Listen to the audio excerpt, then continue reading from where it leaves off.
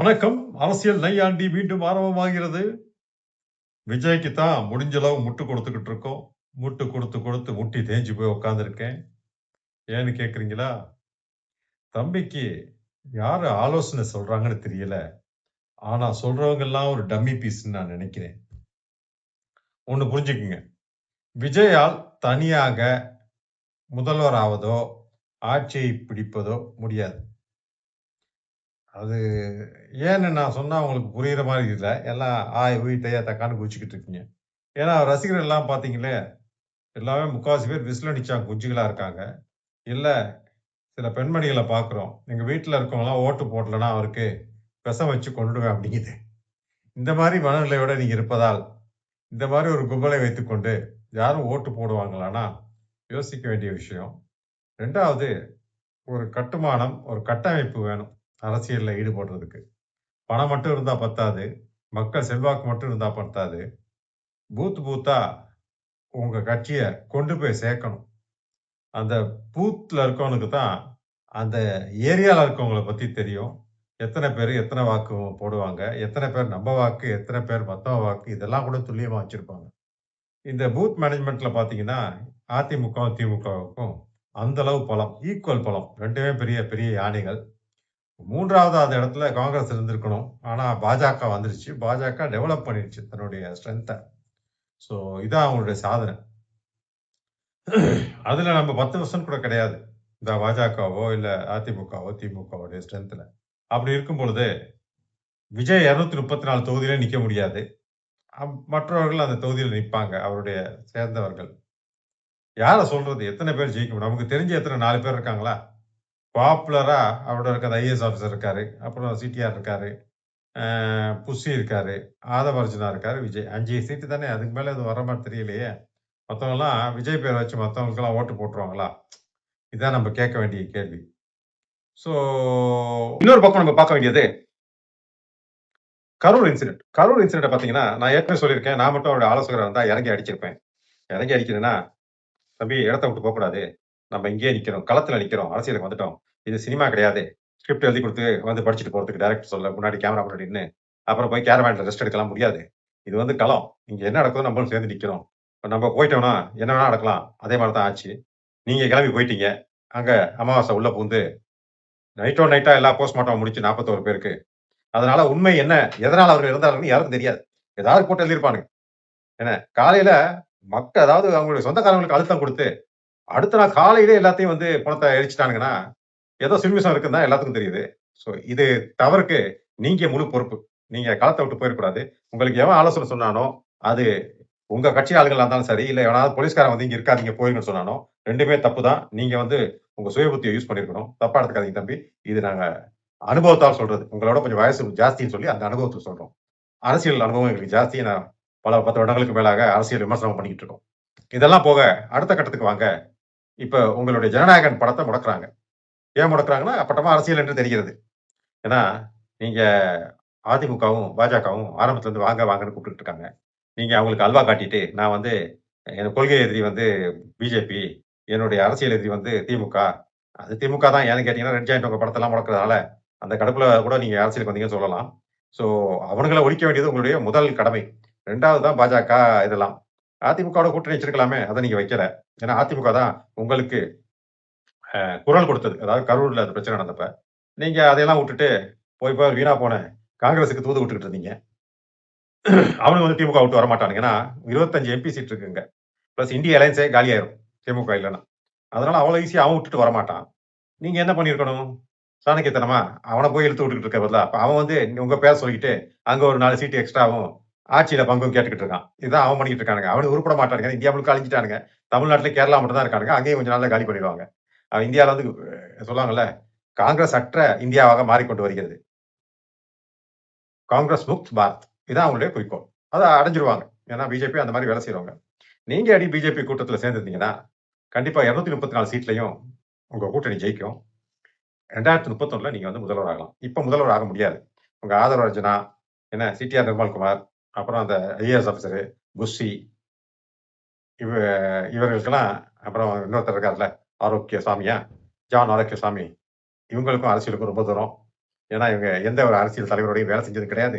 அந்த அளவு அனுபவம் கிடையாது. இவங்க சொல்றாங்கன்னு சொல்லிட்டு நீங்க வாயே திறக்க மாட்டீங்க சில விஷயத்துல. கரூர்லயும் அப்படித்தான் 1 வருஷம் மௌனம் காத்தீங்க. இப்ப இந்த விஷயத்த எடுத்துக்கிட்டீங்கன்னா, எது ஜனநாயகன் இஷ்யூ. அதுல நீங்க வாயே திறக்கல. ஏதோ புரொடியூசர் தலையெடுத்துன்னு விட்டீங்களான்னு தெரியல. ஆனா இப்ப சிபிஐக்கு என்குயரி கூப்பிடுறாங்க. அரசியல் ஆக்கணும். என்ன வந்து சும்மா கூப்பிட்டு என்ன இது பண்றாங்க. அப்படி ஏதாவது பேசணும். கட்சியில சேர்றதுக்காக என்ன மிரட்டுறாங்க. அப்படின்னு ஏதாவது நீங்க பேசுங்க. அதான் அரசியல். இப்ப அண்ணாமலை ஒருத்தர் இருக்கான் பாருங்க தமிழ்நாட்டுல.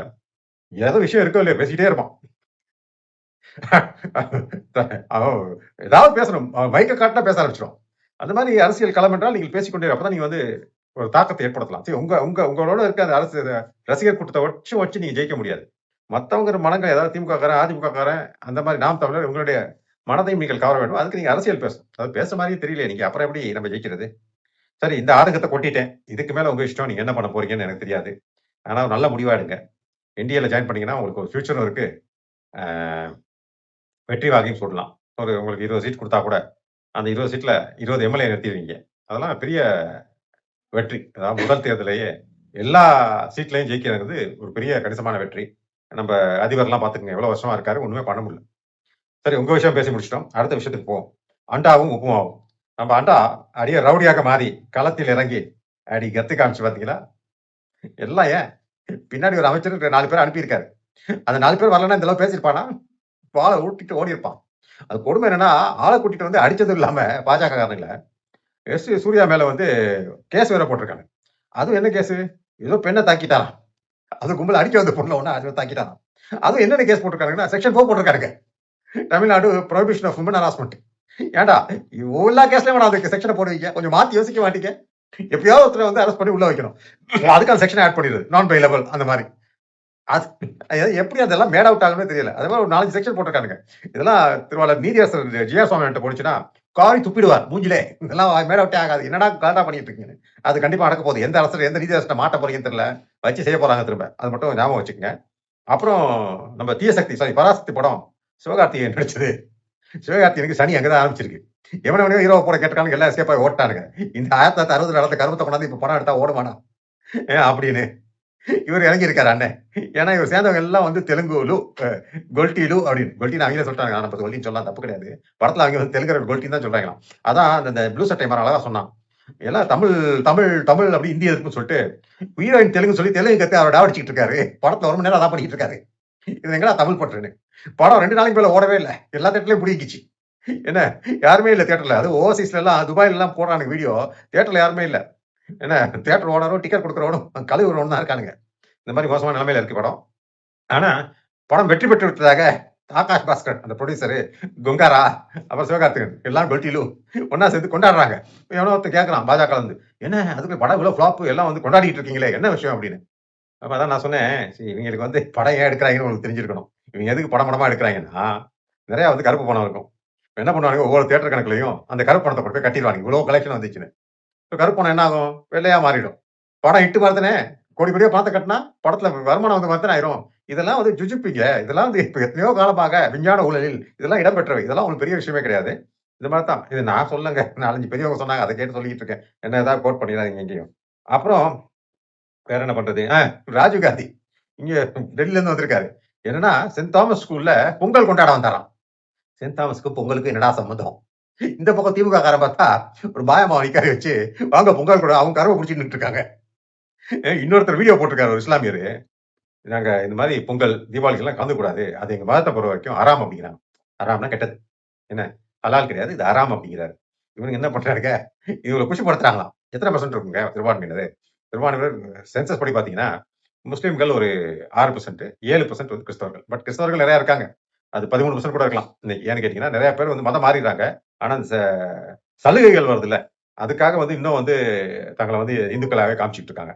ஸோ 20% இருந்தாலும் 80% இந்துக்கள் தானே இருக்காங்க. அந்த 80%ல ஒரு 40% பிஜேபிக்கும், அதிமுகவுக்கும் ஓட்ட போட்டாங்கன்னா என்ன ஆகும் நிலைமை? தீபத்தூன்லாம் வந்திருக்கு. இதெல்லாம் மனசுல வச்சுக்குவாங்கன்னு நினைக்கிறேன் இந்துக்கள். என்ன தீபத்தூன் கதையே ரொம்ப கொடூரமான கதை. தீபத்தூனை எதிர்ப்பதற்காக கோயில் உண்டியல்ல இருந்து காசை எடுத்து வட இந்திய வழக்கறிஞர்கள் குடுத்து வாதாடினானுங்க. இன்னும் எத்தனை கோமாளித்தனம் பண்ண போறாங்களோ தெரியல. ஆக மொத்தத்துல இதெல்லாம் நல்ல விஷயம். பாஜகவும், அதிமுகவும் ஜெயிக்கிறதுக்காக அரும்பாடுபட்டுக்கிட்டு இருக்கு திமுக. ஆனா உள்ளுக்குள்ள பயம் இருக்கு அவங்களுக்கு. பயம் வந்துருச்சு. அதாவது நம்ம ஜெயிப்போமா இல்லையா? அதனால தான் அந்த அண்டா, உப்புமாலாம் வெளிய வந்து சண்டை போட்டுக்கிட்டு இருக்கானுங்க. அங்க ஒரு அமைச்சர் வந்து அவர அசிங்கமா திட்டியிருக்காரு. அதாவது அந்த பயம் வந்துருச்சு. தோக்க போறோங்கிறது. அத கச்சிதமா முடிச்சிடணும். தம்பி விஜய், குட்டைய குழப்பிறாய்ங்க தம்பி. ஒண்ணு அரசியல்ல இருக்க, இல்ல வுட்டு போய் பேசாம சினிமா நடிங்க. இங்கேயும் இல்ல, அங்கேயும் இல்லாம, நீங்க அரசன நம்பி புருஷன விட்ட கதையா? அதிமுக, திமுக கூட்டணிய வுட்டுட்டு, அதிமுக கூட்டணிய வுட்டு நடுவுல நீங்க வச்சுக்கங்க. அடுத்த எலக்ஷனுக்கு காசு இருக்காது. திரும்ப நடிச்சா தான் ஏதாவது காசு. ஸோ அந்த நிலைமைக்கு வந்துராதீங்க. இதெல்லாம் யோசிச்சு தான் ரஜினிகாந்த் அரசியலுக்கே வரல. வேணா அவர ஃபோன் பண்ணி கேளுங்க. சார் இந்த நிலைமையில இருக்கு என்ன பண்ணலான்னு? அவரு பேசாம என்னோட வா, எங்க இமயமலைக்குன்னு கூட்டு போனாலும் போயிருவாரு. ஸோ இதுவரைக்கும் கேட்டதுக்கு நன்றி. வணக்கம்.